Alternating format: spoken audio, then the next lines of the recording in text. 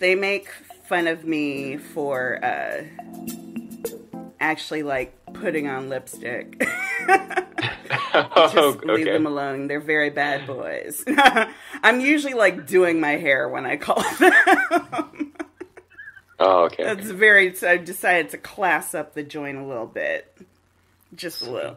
That's good.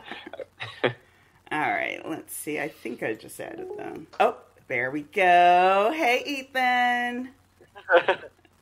Okay, say some stuff so I can hear you. Hey, Ethan.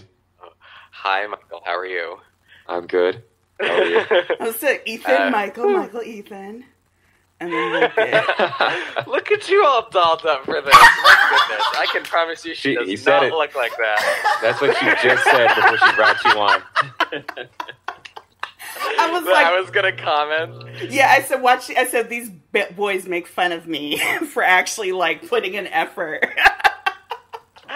Oh my god. I told him usually I'm doing my hair when you guys call, so I'm just like... Doing her hair in between sips of wine. Yeah! Okay. You know what? You put me out on Front Street. I see how it is, Ethan. I exposed. All right.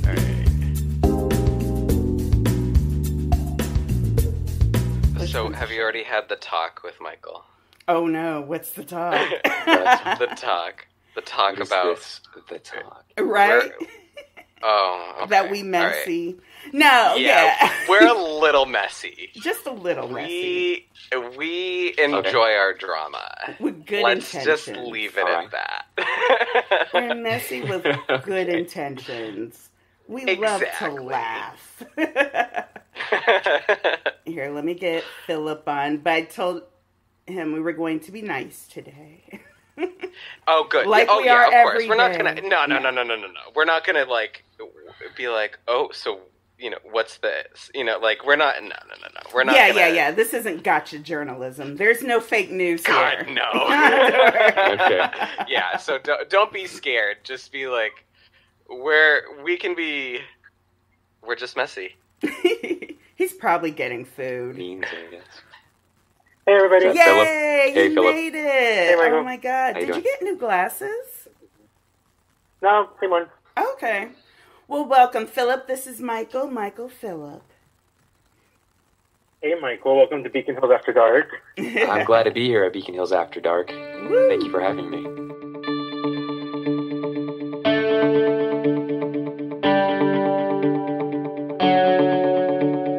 You mentioned the Patreon in the email, and so what can I do for you in terms of that? Oh my god. We have these things. So for our patrons, we have a tier where we have our casual viewers, and we have our BNFs and our stands and our loyal listeners and all the other stuff.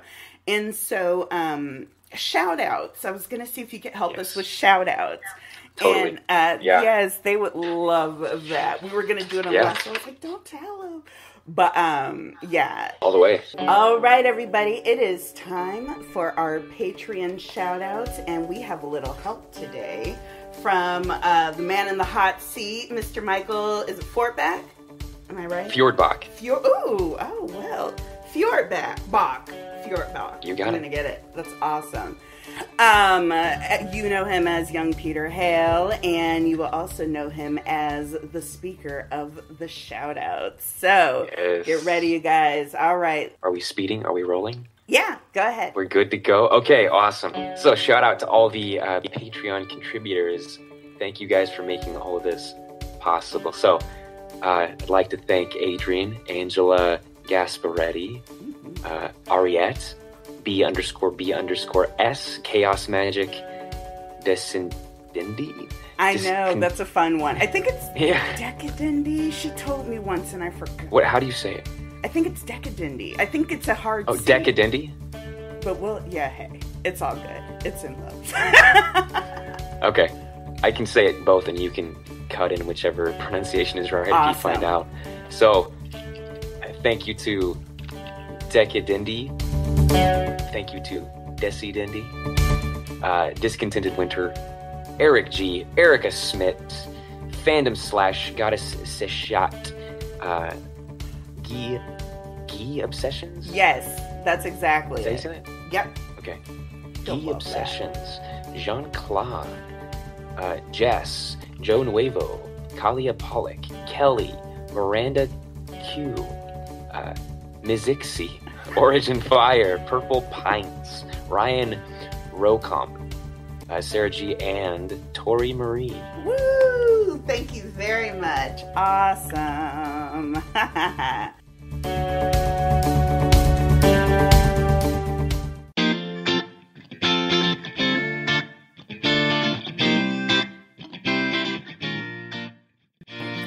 Welcome, everybody, to Beacon Hills After Dark, the special interview session where we put someone in the top hot seat and we plowed them with the gotcha interview and fake news. It was all a ploy. I'm playing.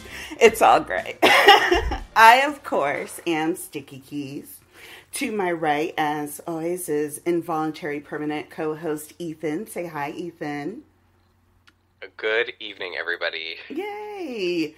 And to Ethan's right is involuntary permanent engineer Philip. Say hi, Philip. Hey, everybody. Yay! So glad to have you. And tonight we are very, very excited. We have an extremely special guest. He first came on the scene. I remember very little about season 1 and 2. And so we've been doing the season 1 rewatch and people are like, oh, Stacey, don't you remember such and such? And I'm like, no, not at all. I remember none of it.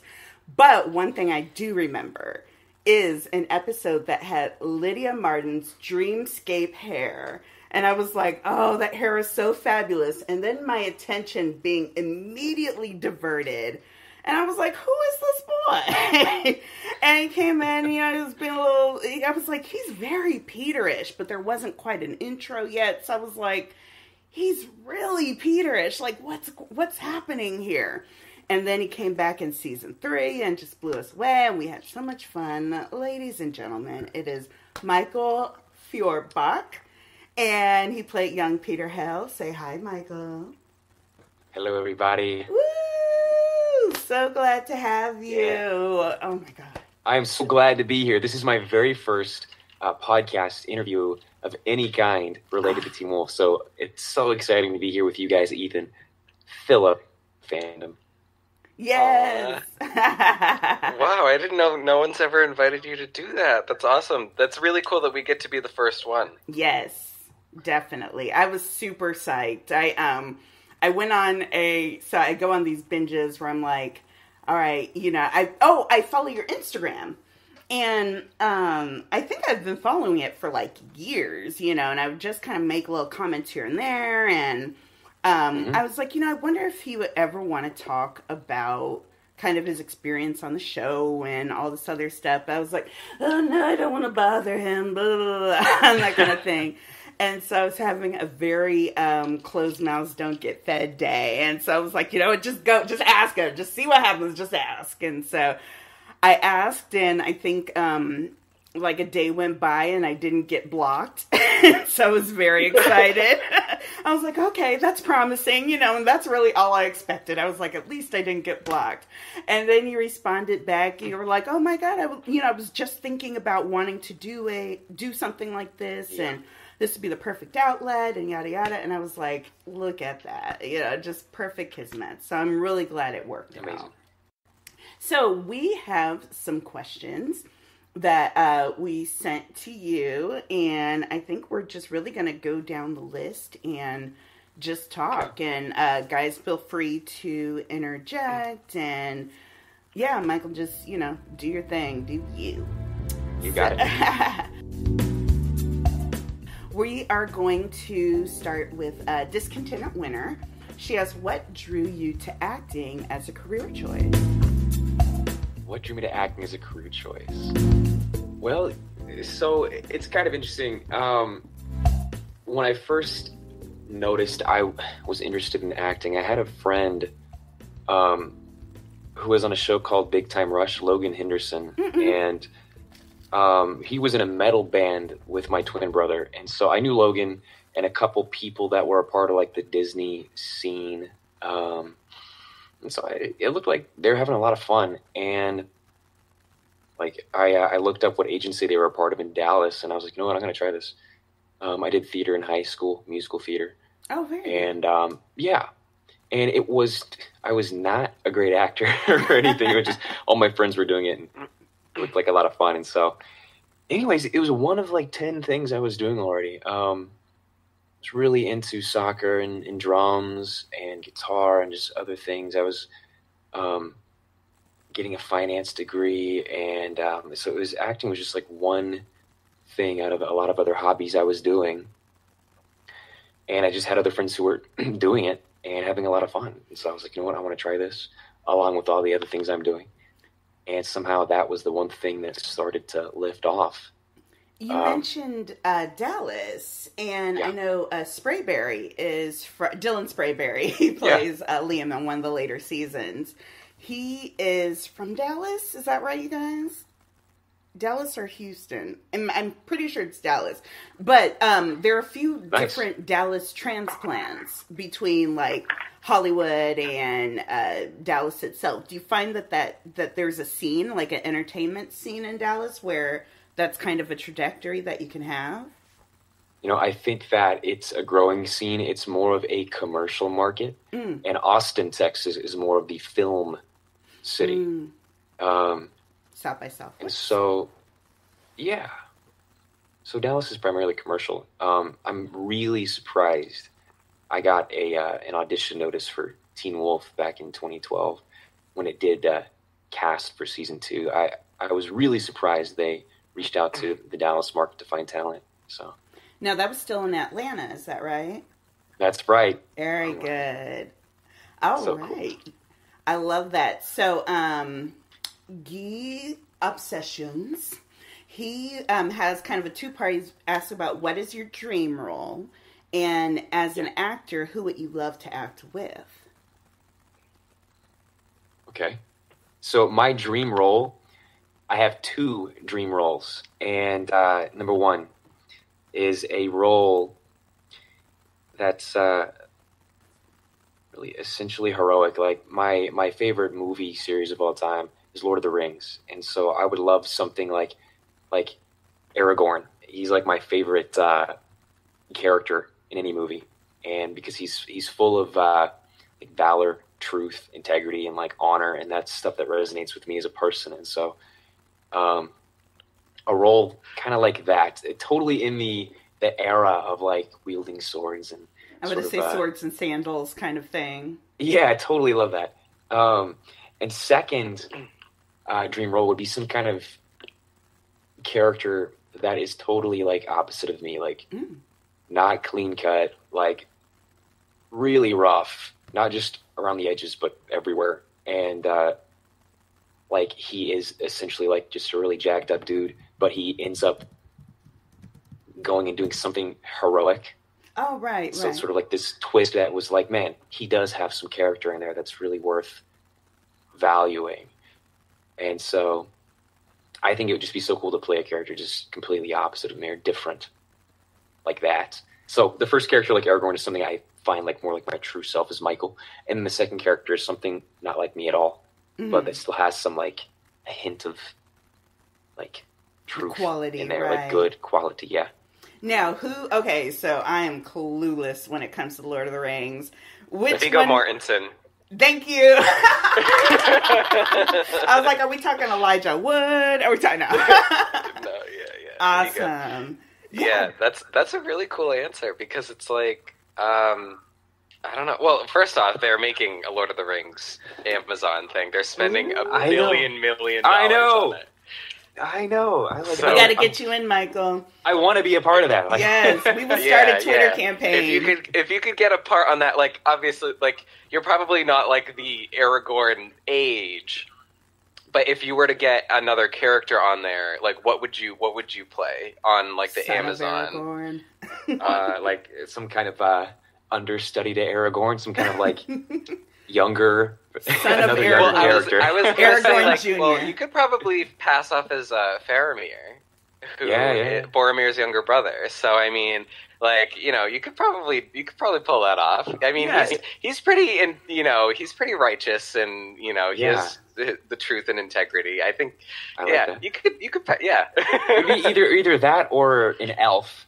Like, Or an I elf. think they're really legit.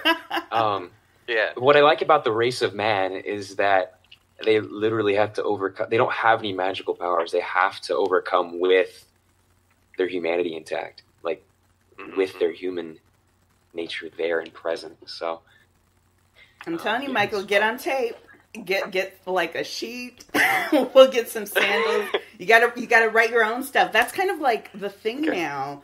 There's so much kind of saturation and competition that it boils down to like who you know and then really putting yourself out there.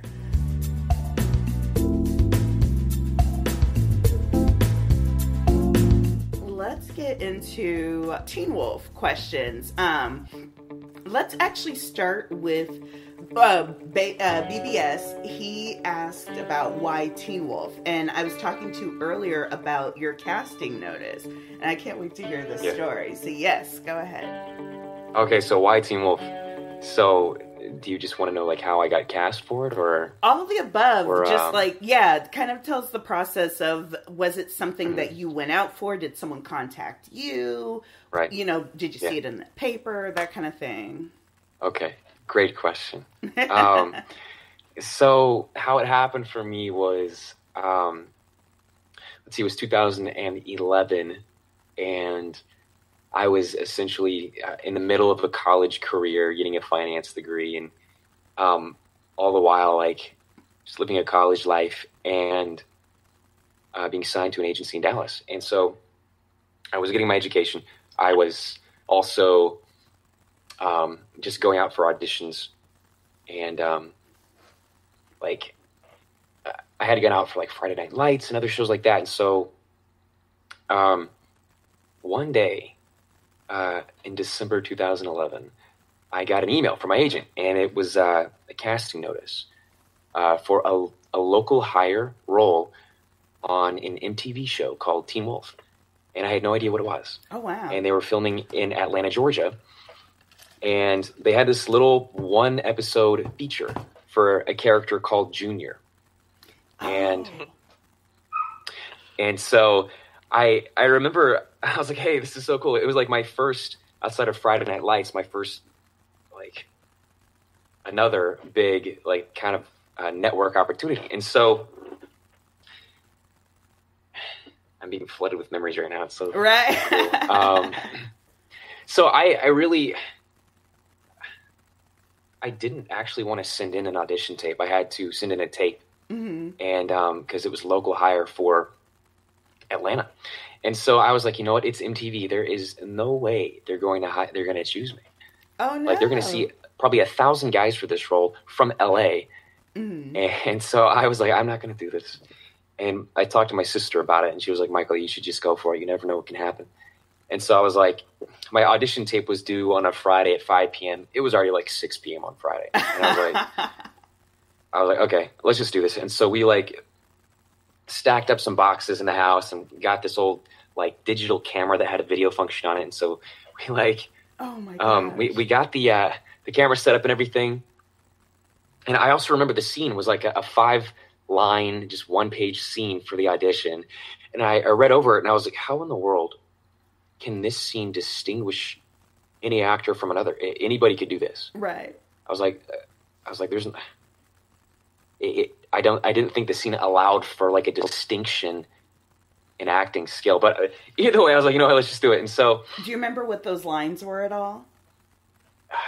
No, and I've actually been wanting to find my audition tape. Yeah. for a long time, and I intend to contact the casting director, George Pierre. And so, anyways, I did the scene. I sent it in late, and I forgot about it. I was like, there's no way they're going to choose me. And so I got okay, this is what happened. So a couple weeks later, I was on a snowboarding trip with some of my best guy friends in Vale, Colorado. And it was day 2 of snowboarding. And I was on the lift. I was going up on the lift, and my phone rings. Oh my God. And I'm like, okay. And it's like blowing, and there's like a blizzard, and there's like snow in my face and wind. And I checked my phone, and I did not recognize the number. I didn't have it saved. And I was like, I wonder who this is. And so I answered it, and it was this guy. He sounded like he was from New York. He was like, hey, this is George from Teen Wolf. You got the part. You need to be in Atlanta in 3 days. And I was like, okay, that's awesome. It's so cool. And then he was like, I'll email you the details. And so I was like, awesome, so cool. And so I hung up the phone in the middle of like the wind and the blizzard and like on the lift going up the mountain. I was like, guys, I just booked Teen Wolf. That's so cool. And so now, did any of them know about the show? Because it was, did it air I think it was in the middle of airing the first season. Yeah, it was. That sounds about right. So. I bet it depend on the engineer and the co-host to find out details for me, and they're slacking. Okay. Well, we'll get them next time. Yeah. Man. So, I mean, I guess to wrap that story up, like, it was really exciting. I knew nothing about the show. Mm-hmm. But I had to be prepared to film for it in a matter of like 4 days. Wow. And being local hire, they were not able to, in the budget at that time, to buy a ticket. And so I was responsible for traveling myself and getting my own accommodations. And so now, I ended up... What was it that convinced you to make that move, to dig deep for that debit card? Was it MTV? Was it a job? What was kind of the motivating factor there? The motivating factor is it's like it's a booking on a TV show. I mean, it's exciting. Yeah, MTV. I mean, yeah. But it was just there's something about being an actor, and when you get a booking, it just like lights you up. It's so cool, and you'll do like at first you're like, I'll do whatever you want. Like I'll travel, I'll pay for my accommodations. It's just fun to do your craft, and even if it's local hire and you have to pay for your travel, it's like, man, it's so much fun to just do the craft. That's awesome. Yay. Yeah. So you get on a plane. Yeah. No, I don't. Oh, get on a train? Bus? I drove. Oh, wow. Oh, so I remember in it to win it. Huh? I'm like, sticky train, really? No, do people take trains out of Texas? I mean, I know there's one running, but like, there is. I don't know anybody who's done it. I haven't done it. I don't know much about it. We have a train. I don't know what a Southwest train would look like, though. But honestly, that drive, dude. Did you do it straight? Because I did it straight from, well, I'm from South Texas, so it was an extra 8 hours on my trip there. But going from there to the East Coast, it's a trip, man. Yeah, it is. I can't imagine. Yeah, it is. Did you do it like direct? So what we did was so I had to be in Atlanta in 4 days, but I was in Colorado. I was going to say, you're in Vale. And I had to go back to Texas. And so the trip was going to work out perfectly. Like, we got back, we did another day of boarding, and I was just, like, praying to God I wouldn't, like, break my arm or something. Right. Like, I'm about to be on a show. But I was like, everything's going to be fine. And so I just had, like, a blast my last day of boarding, drove back to Texas, and my best friend Trevor Trinner and we just packed up in his Dodge, and we just drove straight to Atlanta, which was like 16 hours or something. Oh, wow.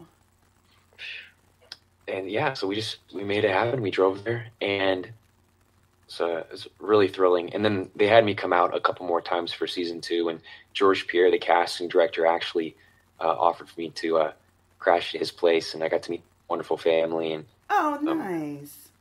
Just got to connect with him. He was really thrilled to book me, and I was like, gotta get to know this man. It's pretty cool. So you get off the plane, you say, Junior's here. Let's get this party started. Kind of take us through when, and this kind of folds in some of the other questions that like Guy had in that discontented winner and just that kind of stuff in terms of the process. Were you able to meet with or work with any of the main cast at that point? Was your stuff kind of kept secretive? Yeah, so yes, it was kept pretty secretive. And so what was interesting about the flashback material, and what was particularly interesting about young Peter's flashback material, we only worked with like a very small amount of other team factors. I was a little bummed about that, but no matter the case, I was really just grateful to be a part of the show. So season 2 was primarily working with Holland, and I didn't have any scenes, obviously, with Dylan or Tyler, Posey, or Hecklin. And so it was really wonderful working with Holland. Like, she actually taught me some things on set and gave me some suggestions. And it was my first time really being on camera for that scene in the high school where we're waiting to go into the office. And oh, wow. Yes. It's all coming back to me. I was just making sure I memorized my lines because I was really nervous. Mm-hmm. And it was cold in that high school. It's in Georgia in January. And so I was like just trying not to shake with nerves and the cold. And so like I remember doing some scenes and I was kind of like more monotone because I was just like a little nervous, a little cold, but you get warmed up and then it just kind of flows. And so, and Holland is just really talented. And so she made it really easy to just flow in the scene. Well, she's from your neck of the woods. And so did you guys kind of bond over that Dallas pride? Oh, yeah. Wait, I forgot. Is she from there? Yeah. Way. Sprayberry is actually from Houston. Huh? Houston. Yeah, Sprayberry's from Houston. Sprayberry's from Houston. Yeah, I did look it up. But Holland's from Dallas. That part I do know, yeah. That's right. I remember that. Like, I remember as we fleshed this conversation out. Yes, she's from Dallas, and we talked about that. So cool. I remember meeting Ian Bowen there, and I also met Glenn just on like lunch break because we filmed some of Young Peter's scenes, and then they would go and do other scenes with the other actors. Oh, and I got to meet Gage. So cool. She's sweet. She is a sweetheart. Who was the second person you said after Ian? Because it cut out just a little bit. Ian and Tyler Posey and Dylan and some of the other guys. Now, did you have a chance to... Was Ian aware that you were going to be playing the young version of him? And did you have a chance to kind of talk to him about that a little bit? Yeah. So I spoke to Ian a little bit about young Peter, and I also spoke a lot more to Jeff Davis about young Peter. And neither of them gave me like a lot of instruction of how to do young Peter. And so, and I really had so little prep time because they sent me the script only like a day or so beforehand, and they're revising it. And so you can get a different script like the day you're shooting sometimes with some major changes. And so really when I filmed for season 2, I kind of just had to do my thing. And I didn't get a lot of input from Ian or Jeff initially. And I think Jeff kind of just trusted me with it. And I think the writing is so on point that at that point that it's not hard for the character to come out without having like a major backstory in place as the actor, because the context surrounding the character and the way the lines are written and the delivery, it kind of brought out who young Peter was without having to like do a ton of research into season 1. And I mean, I've got to say, I was really surprised because honestly, like the first reaction was that's very Peter-esque. And we have these little allusions to like Peter being in Lydia's mind, and it's just like, but like you don't quite connect it yet there. But it's very like it's kind of like, oh, that kind of time when someone's on your mind, you kind of meet someone else who reminds you of them, and I thought that's kind of what was going on. Yeah. And later on, when you figure out what's going on, it's like, damn, like you pegged that so well. So cool. Considering that if you actually go back and look at it, us as an audience don't really know Peter that well at that point. Okay. He pops in kind of like in the middle of season 1. We get a couple reference scenes here and there, but it's not like we know the character very well. And the fact that like we were able to feel that was like kind of creepy. Wow. That's really cool to hear. Yeah, one of the people that asked that question was Kelly and Jess about, did you actually speak with Ian or, about Peter? Because the mannerisms and the habits and everything, and even just like the little turns and that kind of thing were so spot on, to the point where like I kind of want to ask Ian, like, did you watch Young Peter when you kind of came in these roles later on? Because it was just so perfectly in character. And I guess that is kind of the benefit of a little bit of what Philip was saying, in that we didn't know young Peter. We had a very vague kind of shell of him. And I think what an advantage for you at that point is saying, how am I going to kind of fill in the shell a little bit? Yeah. Yeah. But then like going back and looking at it, it's just like, wow. Like if that wasn't Peter already, you totally drove the character in that direction with your delivery. That's so cool to hear that. Like, and maybe that was also a reason they booked me for like, maybe there were some true similarities between Ian and me that I wasn't aware of. But I actually did ask Jeff Davis. I was like, why did you choose me, and how many guys did you see for young Peter? And he said, if I remember correctly, they saw about like 110 guys for young Peter. And what I remember him telling me was simply, there was just something about you when you were on camera. Yeah. And the blue eyes. So. Oh, okay. Very good. Yeah. I was going to say, you have very similar eyes to Ian. Yes. Which is funny because that didn't quite happen with Ian and Hecklin. With Ian, there are too many Ians and Tylers, but Ian Nelson and Tyler Hecklin. But one of the fantastic things about that is you will see so many fanfics that talk about young Derek's brown eyes versus older Derek's hazel eyes. Okay, so I went into the show, again, like with very little prep time and did not have a lot of like time to ask Jeff questions or Ian, because he's also busy filming and stuff. And so I really wanted to meet with Ian, and we weren't really able to for season 2, except like on like lunch break and stuff. So really in my heart, I was like, you know what, I know I'm portraying an actor that already has this role. And so I really wanted to honor that and like study Ian. But again, there was no time to before filming had begun. And so I was like, I'm just going to be myself in this and add what I can to the character based on what I know from the script and the backstory that Jeff told me about, and just let it go, let it flow. Do you remember any of what that backstory was? It was extremely simple and short and concise.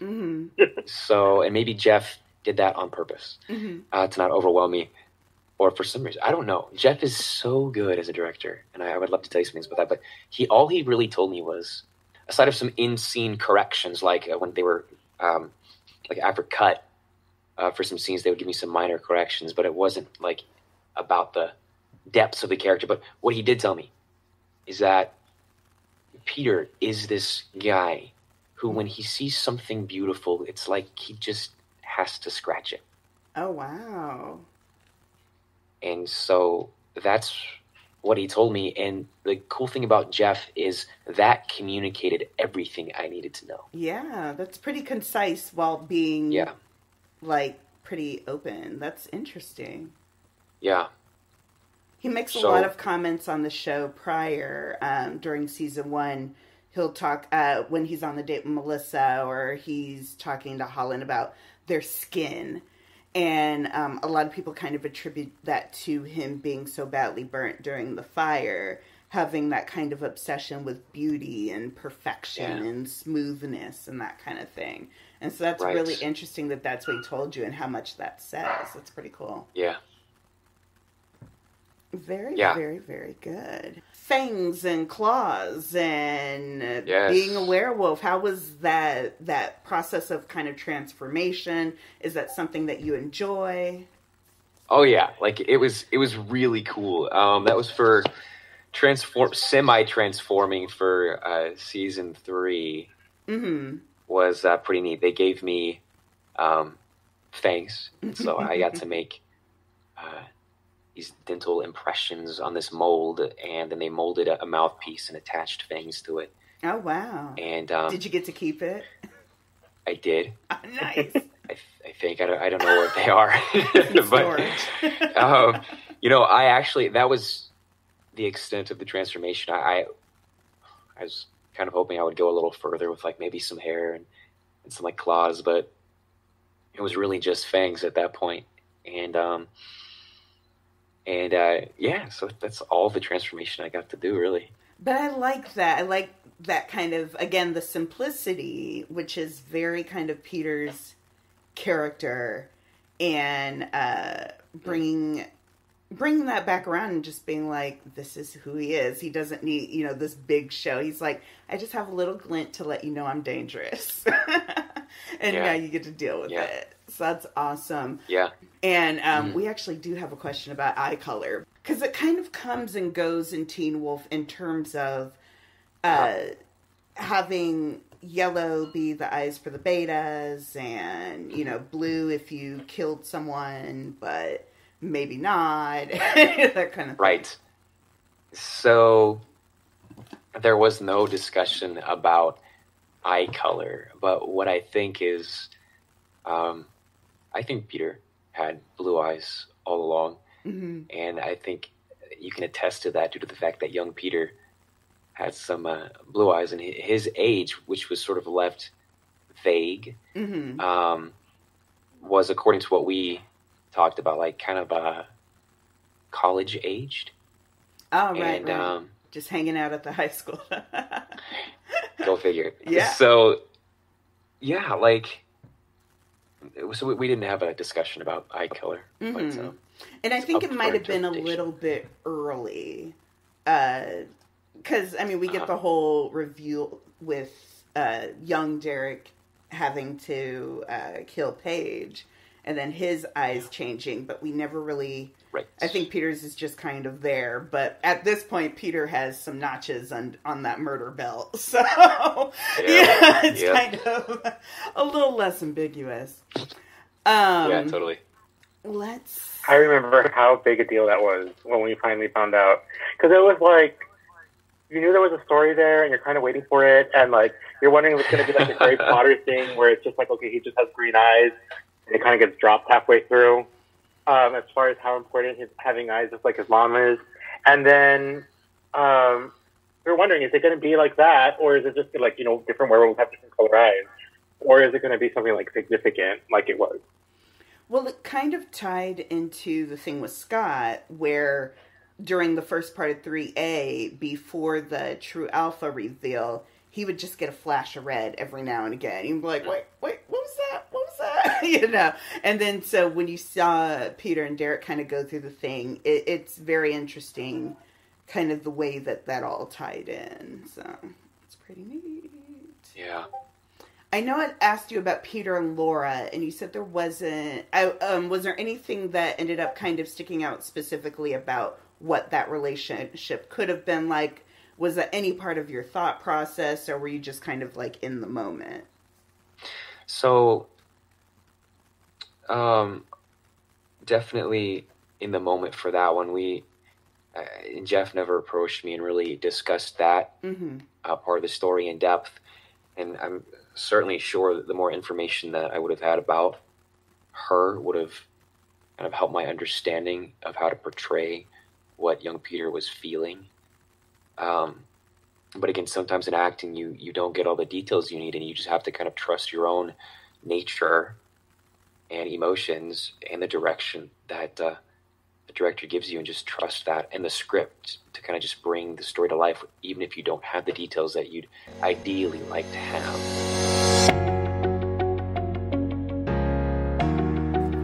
Now, I know we talked about, you were mentioning that one of the characters that you would like to play is someone who's kind of completely opposite of you, but has that propensity to do something heroic. Do you feel that young Peter kind of fits into that category? And do you see him as a villain or a good guy? Or somewhere in between? Good question. I mean, I think that's what makes him so interesting, is because it's hard to really ever figure out which one he is. And I think that actually it does suit what you're talking about, like a kind of character that I like. That's more on the like the fringes, evil side. The fringes, yes, because if you're on the fringes, I mean, you can have this more like dark persona, but then you cross the fringe and something light comes out, and it's just really fun to watch characters like that. Keeps you on the edge of your seat, at least for me. We've talked a lot about, I know I was talking to you about how young Peter is kind of a good connector. And, you know, people from all parts of fandom can kind of agree, even if they disagree on Peter fundamentally, can kind of agree that, you know, young Peter was very much his own character and had his own motivations and is an interesting character. And when we look at the term anti-hero, where it is that person who kind of lives on the fringes, but still has that urge that they can do something that's not completely self-serving. Or if it is self-serving, then maybe, there is another benefit besides it just being purely selfish. And one thing that I enjoy about the Peter dynamic in general is he can be fun bad. Versus, like, we get a character like Kate, and, they really just made her bad. But the problem is they kind of tried to act like, oh, she's fun bad. But we're like, she kills their entire family. Like, it's not a person that you can root for. It's not a person that you can, like, really kind of lift up. And I find that Peter kind of eschews that. He is able to kind of exist in that space where you're like, all right, he went through some things, and he's just trying to be, not necessarily even trying to be a better person, but he goes back and forth. It's not 100% one way or the other. Yes. Did you kind of, when you got the script and, I can imagine that the stage directions were like, young Peter creeps on Lydia. Like, where is kind of the line? Where's the delineation where you're like, okay, there's more to this than just kind of what meets the eye. There's more to this character. So specifically are you asking, like, when did I come to the realization that there's something more? Basically, or because did it kind of start out as like a one-dimensional, there's this guy's just in this girl's dream wreaking havoc, or was it there's a dimension to this person that I want to kind of bring out because I feel like maybe it's there where it might not be as explicit. Yes, even just from the first episode that young Peter is a part of, but initially we don't know who he is, so it's called Junior. And so even just being Junior, there's obviously a reveal of who he actually is. And so there's some depth to be discovered and revealed about this person. And so initially I was like, yeah, this is, there's something more here. And you can tell with the content that was written for young Peter.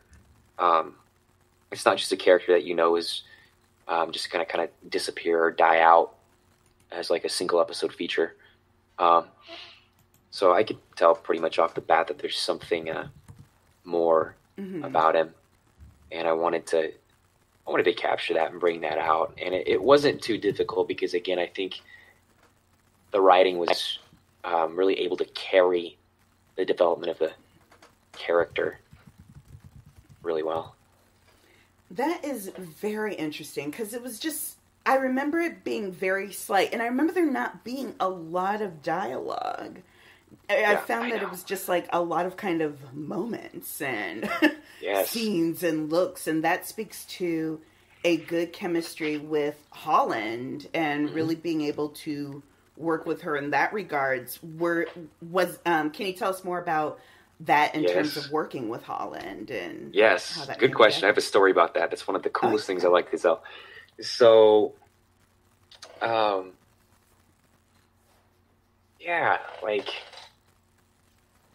so I come out for the final bit of shooting in Atlanta for season 2, and it's the scenes where young Peter is kind of like coming up into her backyard holding her puppy. Yes, and Prada. And so that scene, it was cool. We drove to some like really nice neighborhood in Atlanta, Georgia, where they rented the house to film, and like there were other scenes being filmed there, and so Tyler Posey was there, Dylan was there, and so we're prepping for the scene, and we're waiting for it to get dark outside, and so it gets dark, and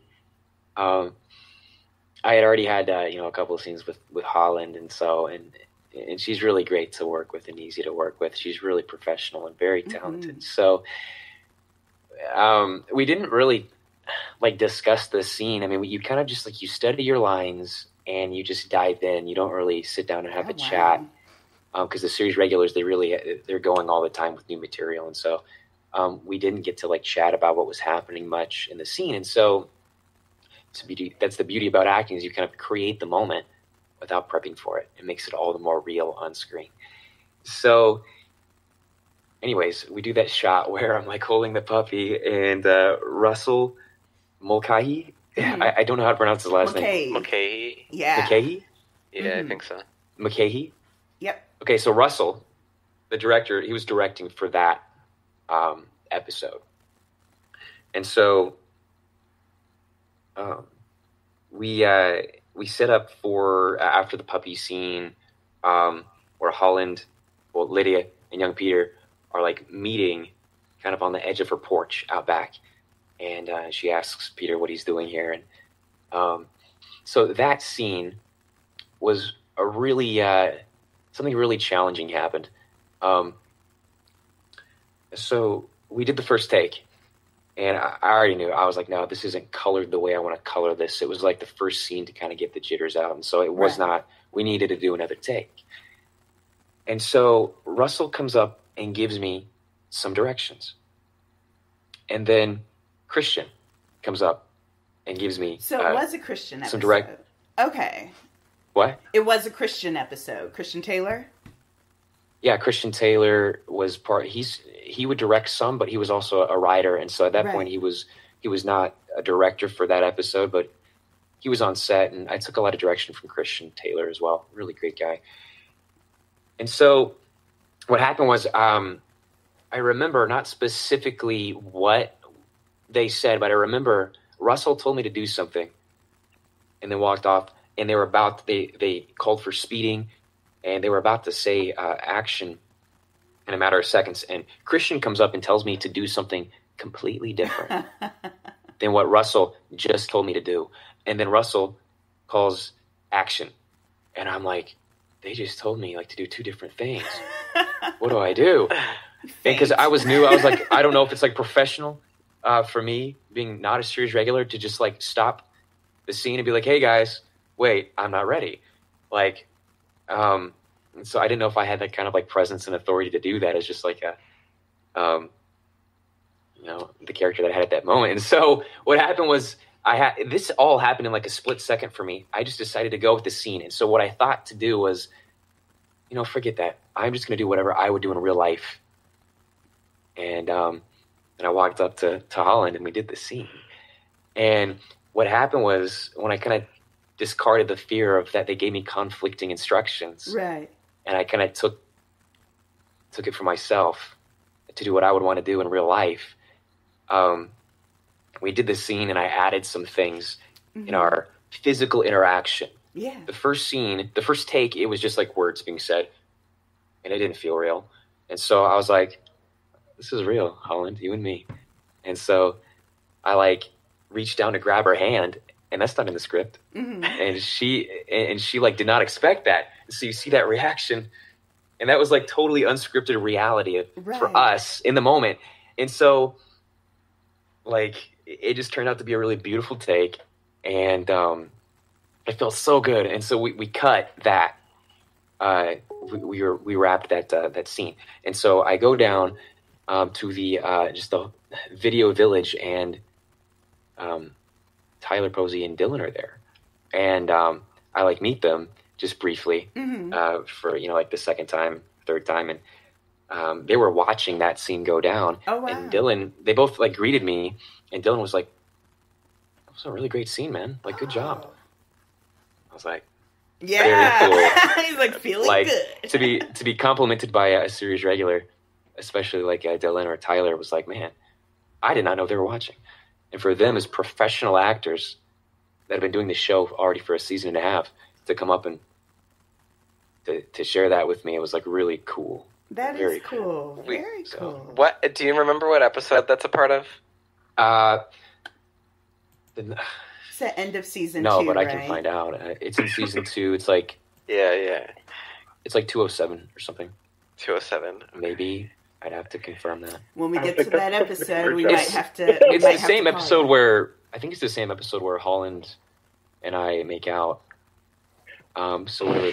Which I read your interview on that, and you said that she right before you had that scene, she gave you some acting tips. What were those? Some tips? kissing tips.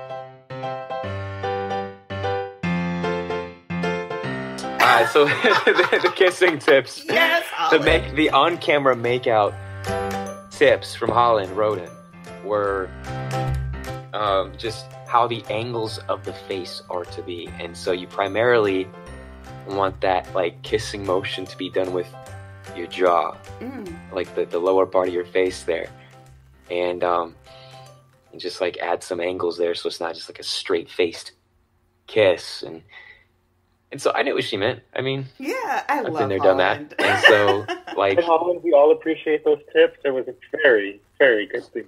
Mm-hmm. yeah, and so it was not hard. I mean, it was very natural, and we made it work really well. So, but she did give me some make-out tips for on camera. That's super fun. I absolutely love that. And did you find the set to be kind of welcoming and, the atmosphere to kind of be inviting? Yeah. So, you know what? I've worked on a handful of productions, and Teen Wolf will always stand out to me for the quality of care that they offered. Like, everybody on crew was professional. Good. They were also attentive to me, even as just like a featured actor at that point. And so I got taken care of very, very well. And it was a big surprise. Everybody was so kind and so there. Even Jeff, like, was not acting like a big shot. Like, he was just so there for me, and I'm sure everybody else. And so I think that added to the quality of how we were all able to work and produce what came to be on screen.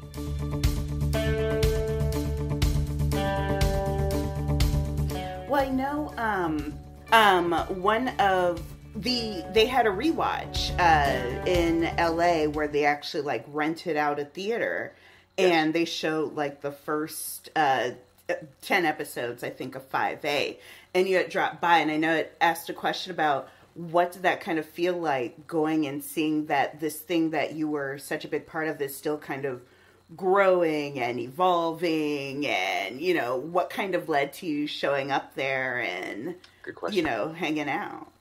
Yeah, wonderful question. It's interesting how some things in life come about when you don't expect them. I was living in LA, and a buddy of mine just happened to be driving on Wilshire Boulevard, which is where the theater was located in Beverly Hills. And he was like, "Hey, bro, I saw a sign at this theater that said there's a Teen Wolf marathon. Are you at that?" The Red Eye Marathon. I was like, "No, thanks for letting me know. I'm going to go drop by." And so I got two of my closest friends, Izzy and Anna, and we went and just watched some Teen Wolf for a while. And it was so cool because I didn't let anybody know I was showing up, but and I don't remember who on staff was there, but they recognized me, obviously. And so it was just a really wonderful thing to drop in, and I took some photos with some people, and I didn't stay. The marathon was like going all night, and I left a little past midnight, I think, because I wanted to go home and sleep. But it was so cool. Like, who gets this kind of thing? To me, I always think back, and it is such a privilege to be a part of the show and everything surrounding it, and the attention and the love that I've received from even just being in 6 episodes has been it's blown my mind. It's been enormous, and I'm so surprised sometimes that people actually know who I am. So Teen Wolf fandom, we are a rabid bunch, but in a really fun and like supportive way. Like they will come out and they love it. So that's totally awesome that you have that experience. Yeah, so cool.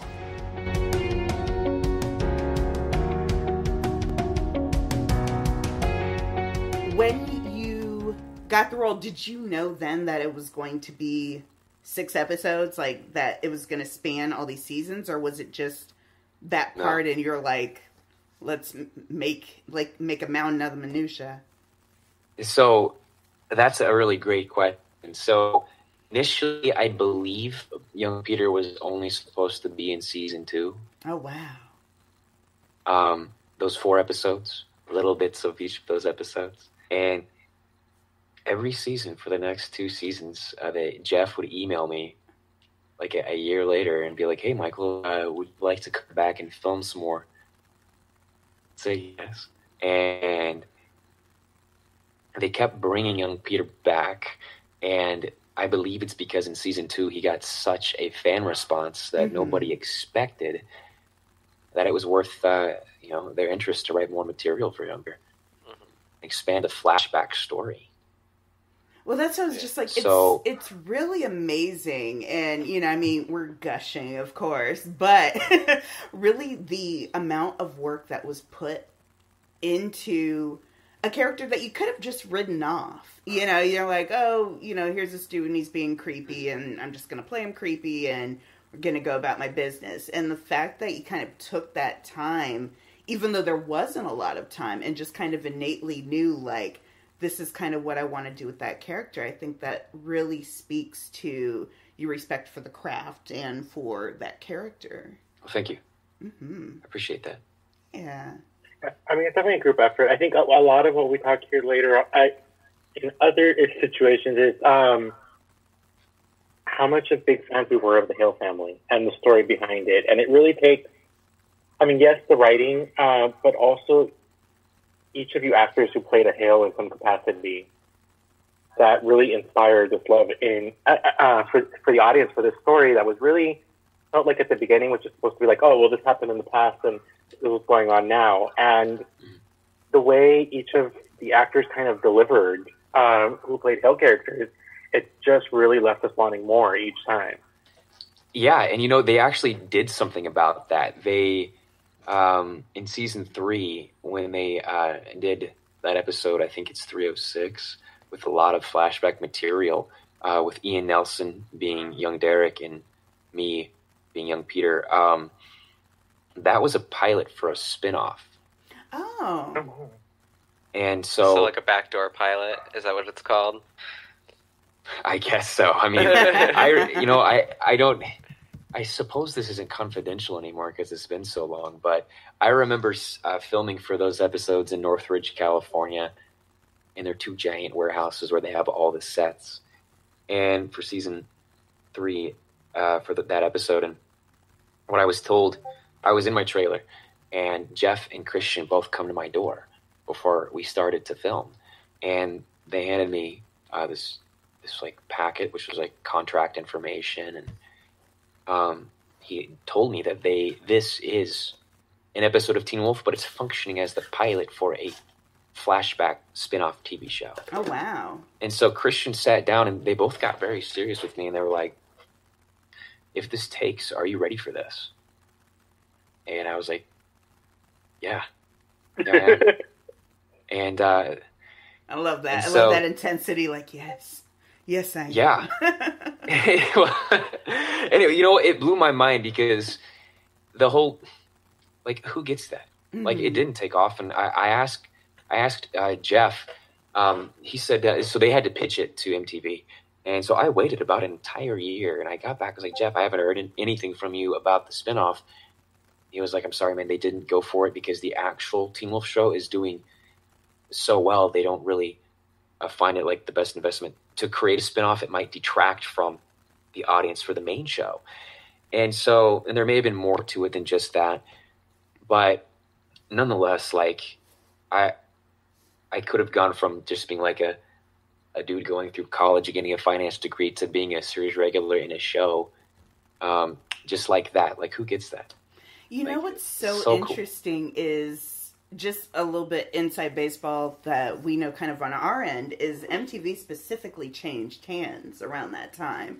They've had about 3 or 4 just president changes, and each one has kind of affected something in Teen Wolf, because that is one of their flagship shows, definitely one of the more higher performing scripted shows that was actually their properties. And so we do hear these stories about spin-offs, like the Yukimuras having one, and, you know, and that comes later. I don't know if you're familiar with the Yukimuras, but they, but then seeing the kind of changes at MTV and the things that change those, it's very interesting when you have a show very much at this ground level and you say, here are the ideas I have for this show.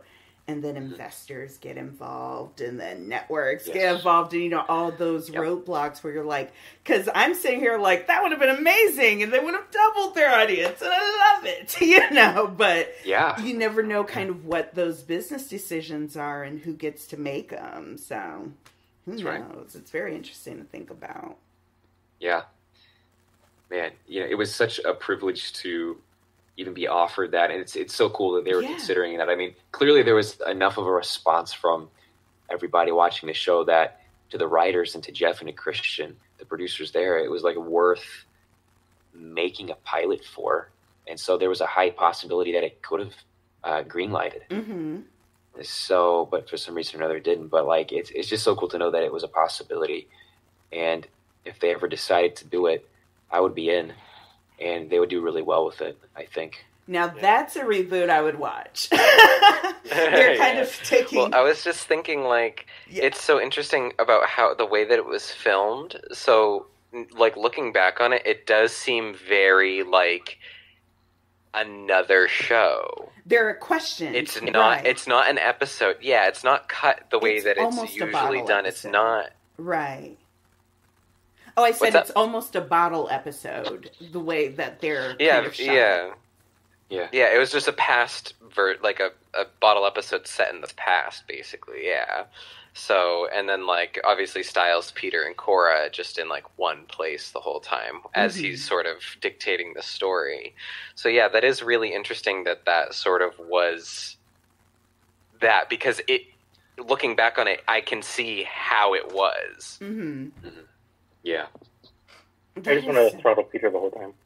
Like, the entire episode, I was just like, yes! It was so good. I remember, like, that was really... 3A kind of gets a lot of, not necessarily flack, but a little bit of hand-waving, because there were parts where it was just like, I don't understand what is happening anymore, but I'm here for it, you know, and just kind of that thing. The number one line from that one is, not as old as you think we are, but not as young as we could have been.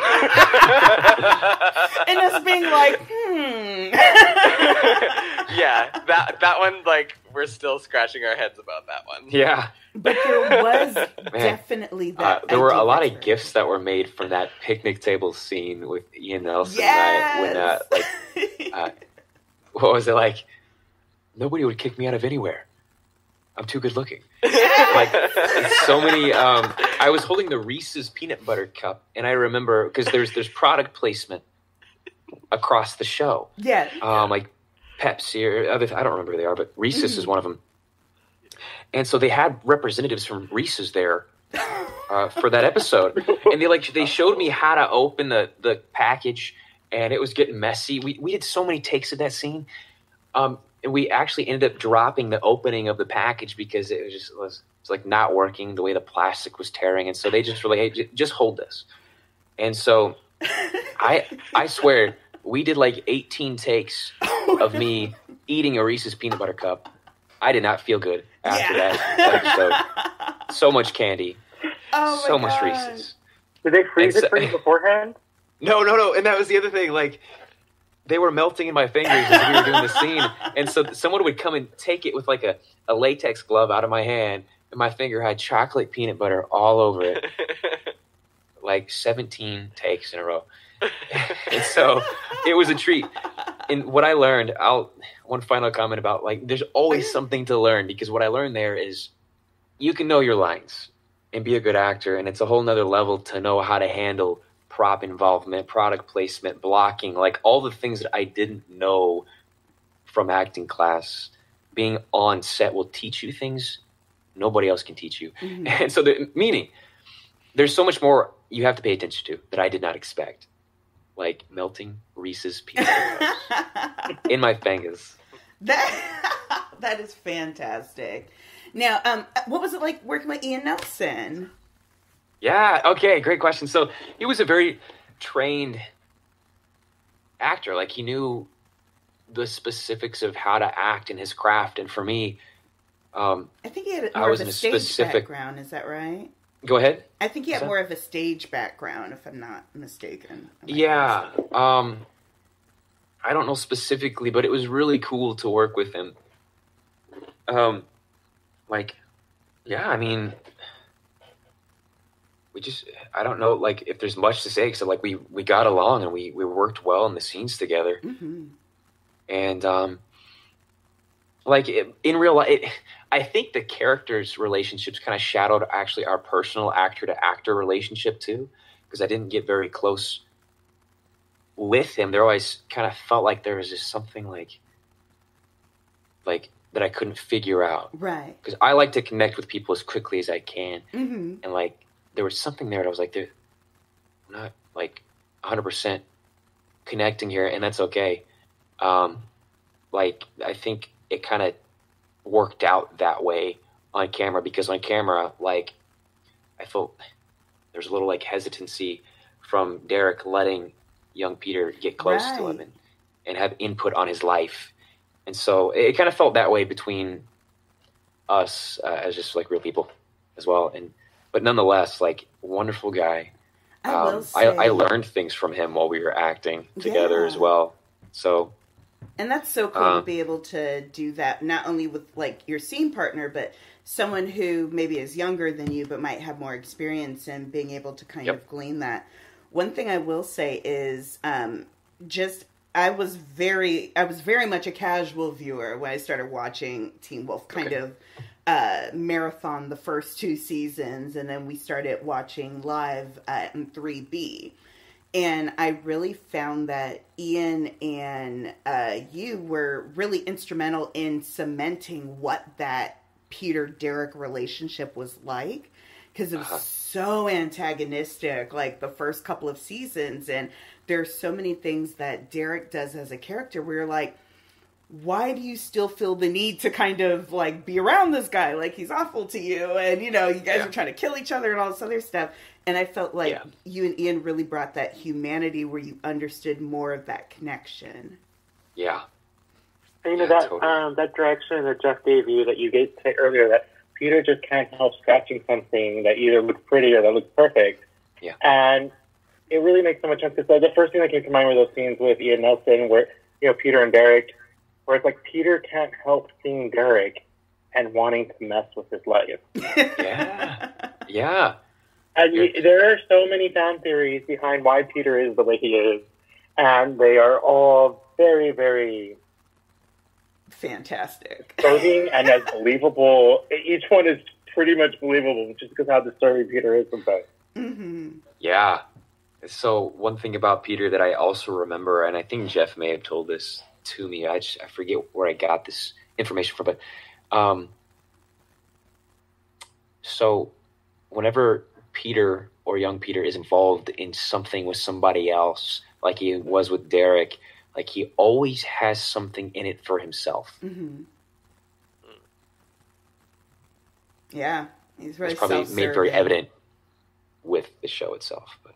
Yeah, because, I mean, later on, I mean, you find out with, you know, Peter's daughter, with Kate, and with some other characters, like, you know, he pretends to have this, like relationship, or, like, there's this very public goal that he has in mind, and then later on, you always end up finding out he had a very private goal. Yes. In it as well. He can multitask his messiness, and that's what I'm here for. Role model for us all.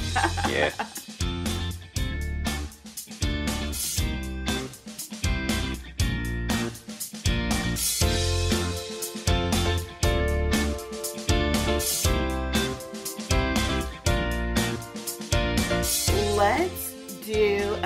just a few kind of off-topic fun things. We'll do just a quick quick-fire questions, and then we will wrap it up.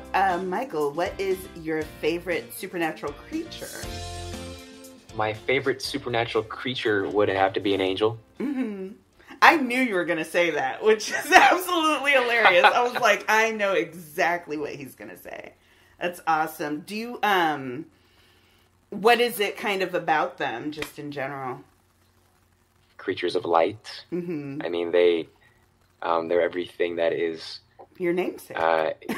Well, yes, actually, Michael the Archangel is one of my favorite biblical characters, and just supernatural characters in general, because he's like the commander of God's armies, and that speaks to my soul. Like, I love anything military, anything army. Oh, okay. So that really fits. So yeah, angels, they're powerful. They are creatures of light. You cannot defeat them. Mm-hmm. That's fantastic. What is the best accent that you can do? Best accent I can do? Oh? I don't really know. Some kind of British accent. Doing all right with that one. That's about as good as I get. Yeah. I'm awful. I start British, and then it slips Jamaican, and then it gets very Midwest. I understand. Very. Ethan, what is your best accent? Yeah, you know what's funny is that I have studied 7 languages. Oh. And I cannot do accents to save my life. Yeah. Yeah. I can do I don't know. Oh God. You're wicked talented. I'd need something. I'd need something to say, I don't know. Okay.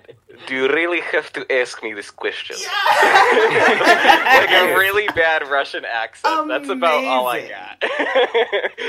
That was fantastic. And I am beyond bad. The only accent I can pull off is the American accent when I speak Spanish. Even when I speak Spanish.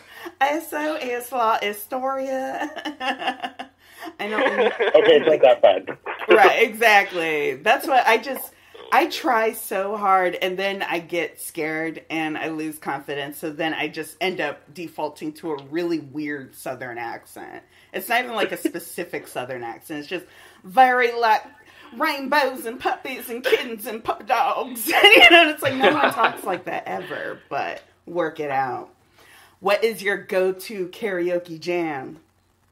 Some kind of John Mayer song. Oh my God! You can't be the John Slow Dancing Mayer in a Burning Room or something.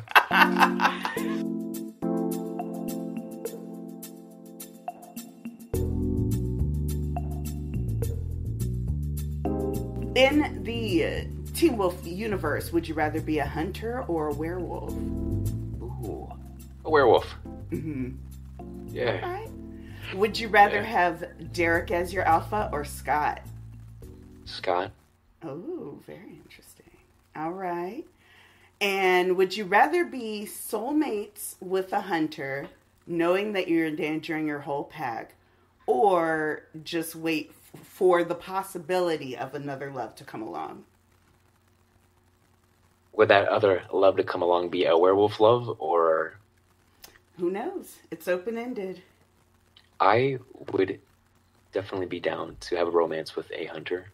Oh, really? Okay. Yes. Okay. All right. Yeah. That's another podcast. Yeah. Would you rather be a full-time drummer or a full-time actor? Ooh. Well, if it's full-time, I can't be both, because I want to be both. Right? But, we'll get you on a show about drummers. That's okay, how you we fix can do that. problem. Gosh, I don't know if I can answer that. There are things in each realm that I want to accomplish. So it's just a matter of which one do I want to do first. So if I could have it my way, I would have some major bookings come up for me. And so I would say I'd pursue acting as a full-time venture first, but do music when I had spare time as well. So I'll go with acting on that one. It sounds like a good outlet. and a good way to kind of de-stress and relax and just kind of be creative and do your own thing. Yeah, but that's a question I can go back and forth on in my mind, because when I think full-time musician, it's like the crowds and how you speak to people with your writing and with your music. And so that's a very powerful thing. Very good. So final question, what is next for you? What's next? What's on the horizon? What are your hopes, your dreams, all that good stuff? What is next for me and what's on the horizon is really, I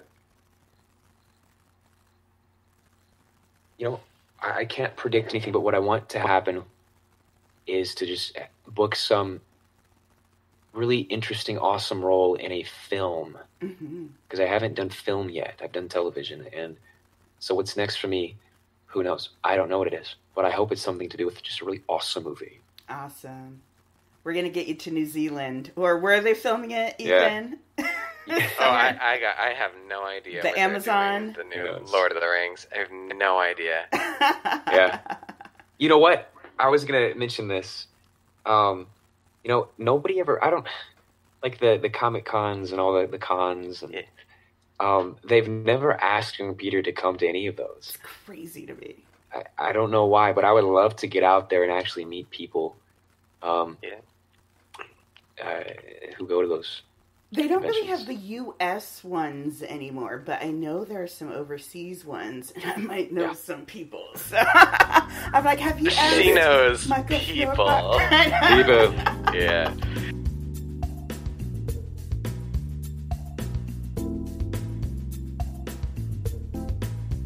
Yeah, I definitely hope we see you at some, because that would be amazing. That'd be fun. And also, yeah, there's WonderCon, there's Icon. What's the one in DC? There's another one, I'm completely blanking on it, and it makes me so mad because I love it.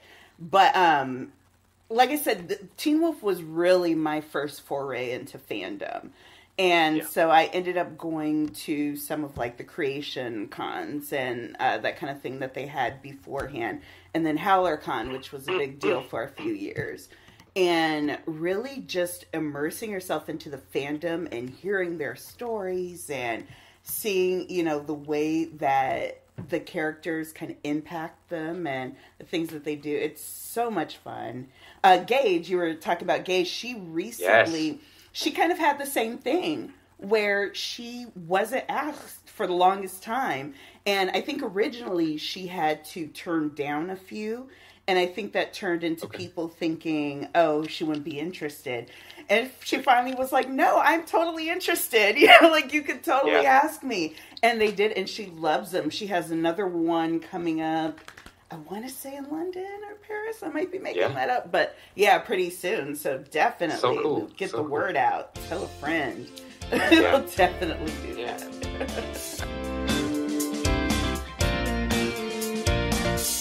I'll say, we were talking about this actually before we got you guys on. And I'm glad that you brought it up because before we go, I did want to talk about this.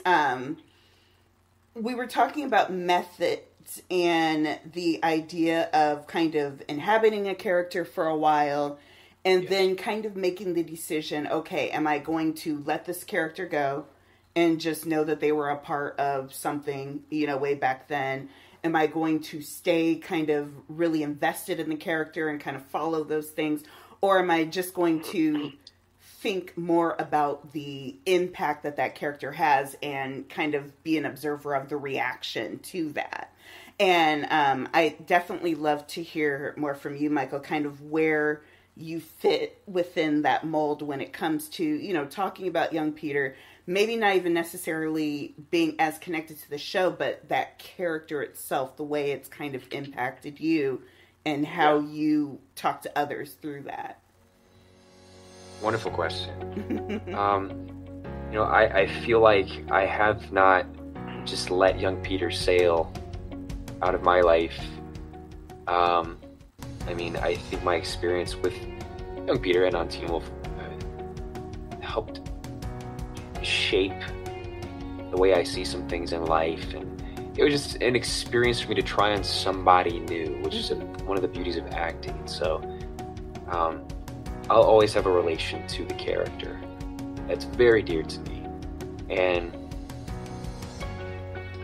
yeah, so though I do hope more opportunities come for me that I can play completely different characters, it's always going to be cool to look back and be like, yeah, I got to be young Peter. It's pretty cool. Like, for my first significant role to be something that's sort of like hard to figure out. You know, it takes a lot more investment of thought to do the scenes and to develop who the character is. And so it's not just some like crisp, clean character like in some like romantic comedy or something. It's like there's depth to this character that people will continually always be trying to figure out, as will I. So yeah, I probably will not let who he is as a character and the impact he's had on my acting sail. So it'll always be a little bit part of me. Awesome. That's really great when you can do that, because it speaks to kind of what Ethan said, where you are going to have those people that come up and are like, oh my God, you were young Peter. And, you know, being able to kind of appreciate that is a big deal on both ends.